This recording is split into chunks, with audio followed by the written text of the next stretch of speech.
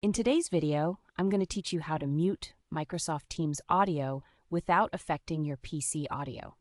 If you find this useful, consider subscribing and liking the video. Let's jump right in. First, you'll want to open your web browser of choice. This could be Chrome, Firefox, or any other you prefer. Once you're in your browser, navigate to the official Microsoft Teams login page. If you're unfamiliar with it, a quick search will guide you right there. When you reach the Teams login page, enter your account credentials, your email and password.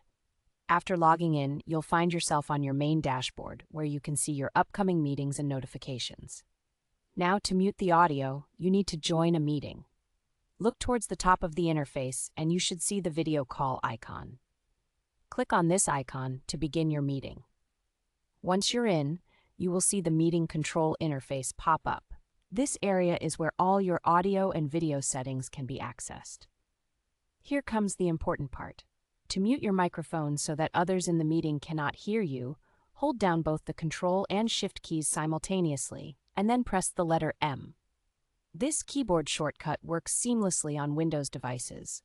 For those of you using a Mac, the process is a little different, but very similar. Instead of Control, you'll hold down the Command key along with the Shift key and again press M.